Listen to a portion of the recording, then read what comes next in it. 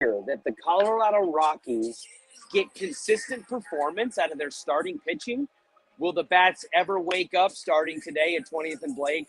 All things today, coming on the rundown, a special home opening day edition.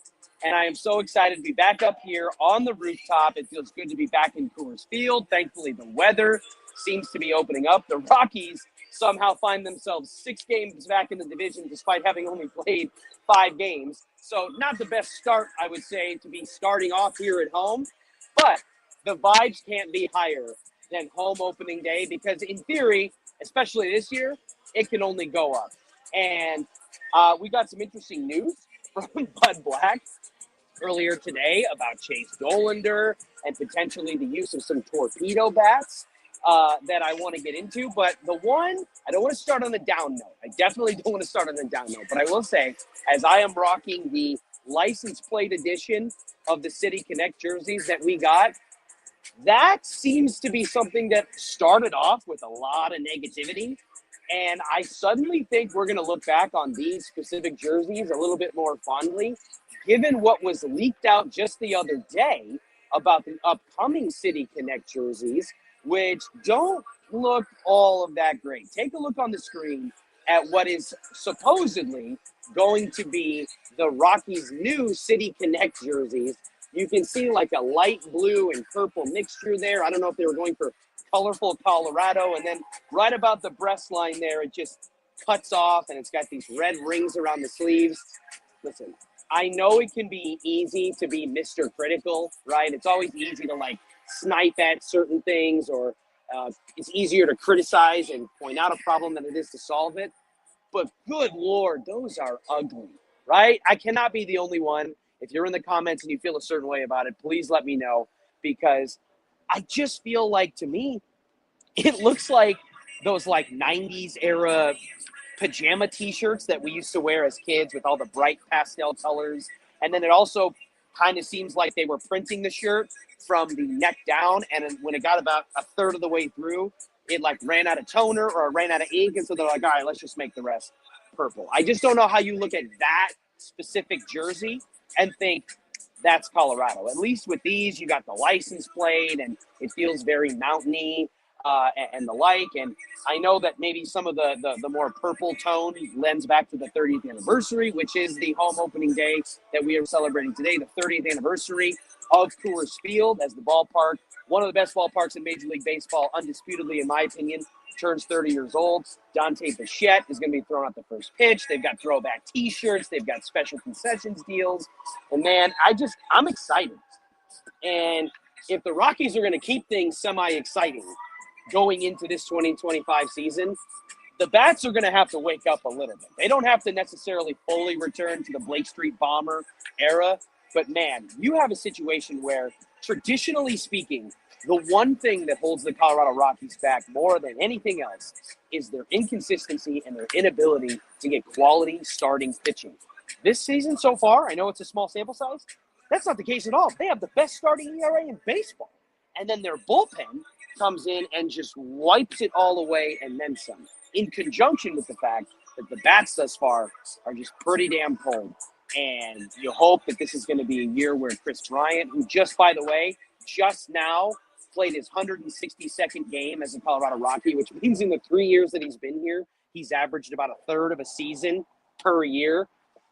And I just feel like if the Rockies are going to have anything coming for them, it is going to have to come on the fact that they're going to have to, the Bats are going to have to wake up, which you hope that between Kris Bryant, Ryan McMahon, Brent Dovar, Michael Tolia, and Ezekiel Tovar, that they get enough production to be able to keep up with starting pitching that's inevitably probably going to slide just a little bit. I don't know how long they can keep this up, and it doesn't really feel like, other than consistent, health to start a season, that much is different. It's been good to see Marquez and Senzatella kind of getting some reps in thus far this season. But at the end of the day, all of that stuff is for another time. All of that we can talk about. We can deliberate for months and months down the road.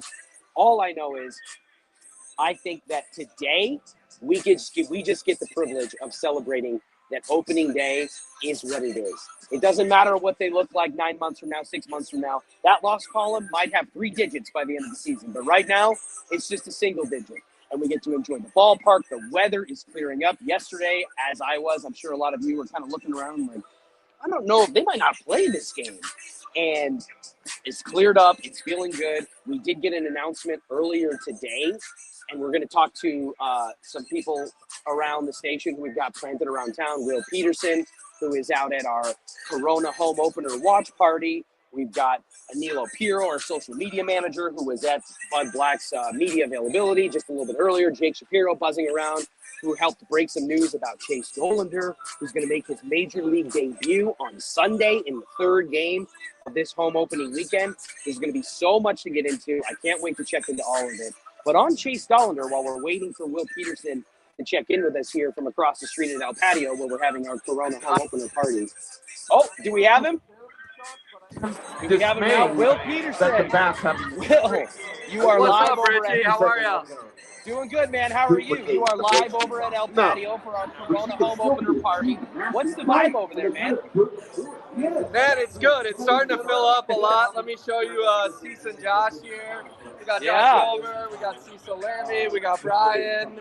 And yeah, it's it's starting to fill up. I'll give you a little walk and talk here. I mean, listen, man, the weather isn't great, but Rockies fans have been waiting for this day for a few months, and as you can tell, we got it starting to pop here at El Patio, and it's just good to have another opening day, man. I can't believe it's already here. That's exactly what I said. And first of all, I love El Patio. It's such a great spot right across the street from the ballpark. And make sure that everybody goes and checks that out, because we do have a chance to win your way into the game. I know Dover and Cecil a little bit later will be giving away a pair of tickets to the game, so you can win your way in. But Will, before you jumped on, I kind of said something that's along the lines of exactly what you said, which is that the Rockies are going to be what they are, most likely. And although things look a little bit bright, especially from a pitching perspective, we can deliberate all of that months from now, okay? 2-3 months from now, the loss column can be what it'll be. But today, the loss column is just a single digit, and home opening day is home opening day.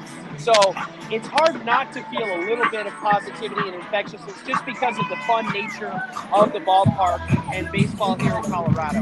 What are your initial outlooks, given the 5-6 game sample size that we've got so far? What is your initial outlook, and are there any surprises to you about this ball club heading into the 2025 season? Well, Richie, can you hear me? It's really loud up here. No, I can hear you, buddy. Okay. It's classic Rockies, right? The starting pitching's been way better than we thought it would, but they can't hit the ball, and the bullpen's a mess, right? So it's like they're doing one thing really well, but 2 things really poorly, and that just feels so on brand for this team.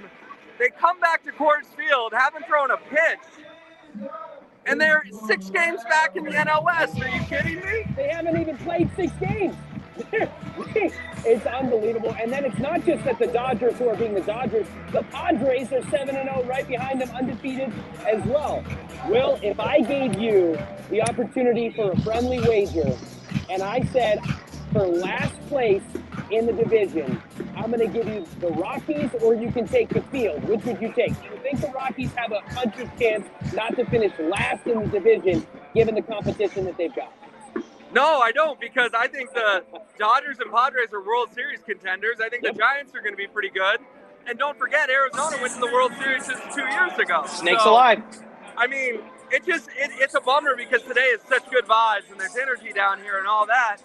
But Richie, this is the most we're going to talk about the Rockies all year, because the Avs and Nuggets are going to go to the playoffs, the NFL draft. Hopefully we're having a parade in June.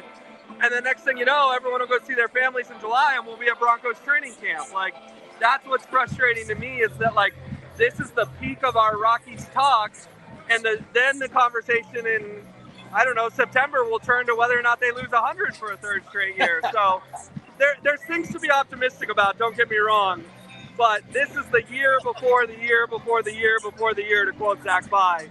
They're still a ways off, even with their young talent. Will, thank you so much for joining us, for checking in from our home opener party. I'll let you get back to it, and I'm going to see you over there in a little bit, my friend. All right, sounds good. Thanks, guys. Take care. Cheers. We're going to bring in Anilo Piro, our social media manager here at DenverSports 104.3 The Fan. And Nilo, I was running around with you a little bit this morning in the clubhouse. You went and talked to Buddy Black's availability over there.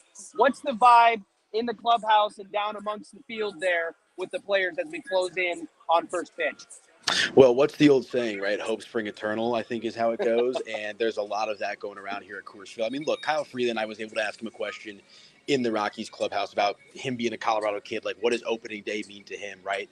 And he talked about how it's essentially an unofficial holiday. Like, I know you and I were talking about it at the studio as well. It's kind of like our version of Mardi Gras. Like, people take off work, parents pull their kids out of school, whatever it might be. So exciting times. Obviously the Athletics are an interesting team as well. The Rockies rotation has been nails, and I'm sure you've talked about it, but we got some news here that they've called up their top pitching prospect in Chase Dollander, who's going to start on Sunday. So a lot of optimism, a lot of excitement here at Coors Field.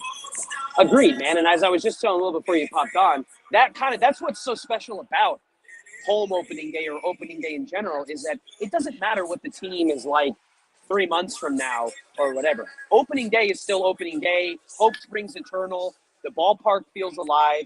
And to be honest with you, even though their record isn't stellar, this feels like, especially from a pitching perspective, one of the most optimistic lead-ins to a home opener that you can imagine. They get the best starting ERA in baseball.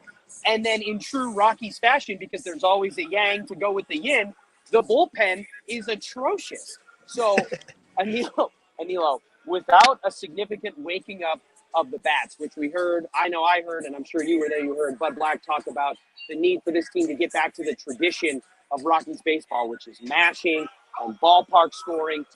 Without some kind of uptick with with the bats that thus far have remained dormant, how are the Rockies going to manage holding on to a reasonable record until this starting pitching, which inevitably it's probably going to falter just a little bit? Yeah, it's a combination of things. And really quick on the starting pitching, Kyle Freeland talked about it as well in front of his locker today that, this is the first time that they've been relatively healthy. Like, I know that Austin Gomber's on the 15-day DL right now. Buddy Black said they're going to shut him down for about a week when it comes to throwing. So he might be a ways away from returning to the rotation. But you substitute him with Dollander, and you've got Marquez, Senzatella, and Freeland on healthy. So you've got to feel pretty good about the overall standing of the rotation. And you kind of alluded to it. They will hit, right? I mean, there's instances across, baseball. Look at the Atlanta Braves who haven't won a game yet, right? They're going to figure it out, right? And so I think you hope that this first homestand of the year, these games against the Athletics this weekend, kind of help unlock something with this Rockies lineup. Buddy Black talked about, some guys were pressing, a little eager in the box, and I'm sure they'll settle into a bit of a groove and get back to doing what we know what they can do, which is hit the ball out of the ballpark, doubles, RBI, all that good stuff. But you got to try to ride this wave. The bullpen is a whole different conversation at this point in time, but if they can get some plus offense to pair with the starting rotation, you can get hopefully 6-7 innings moving forward. You're going to have a chance in these games. Yeah, and I think that when you look at the hitters that they have in their lineup, when you look at Michael Toglia, I think if all goes right, I don't see why this can't be a 30-plus home run kind of year for Michael Toglia. If you're looking on the upside, Ezequiel Tovar, whose defense as a Gold Glover has certainly been exceptional, but if that bat wakes up, him as a complete player is going to surprise a lot of people, I think. Brenton Doyle is a superstar, in my opinion. He's one of my favorite Rockies to watch. And maybe if we get it, I know nobody's using torpedo bats today, but if we get old KB and torpedo bat, maybe we can riff a little bit, and he can have a semblance of at least a season of what we thought we were getting when he signed that mega contract. And Neil, I'll let you get back to it, my friend. I appreciate you, and we'll see you over at the other side of the ballpark. Later, my man. Last but not least, I want to bring in Jake Shapiro. Shapalicious was breaking news a little bit earlier from the clubhouse. Jake, tell us what we need to know about the upcoming return, or I guess I should say the debut of Chase Dollander, who's being called up for his major league debut this weekend. Yeah, Chase has a really nice fastball, sits about 96, hits 98, 99, was the SEC Pitcher of the Year at Tennessee, which no slouch. Tennessee's an incredible program. And he's the number 8 prospect in all of baseball, according to Baseball America. So this is legitimately the best pitching prospects the Rockies have had in quite a while. So if you're not excited about today, opening day, which I can make the case that this is the least exciting opening day ever in Rockies history, you should be excited about Sunday.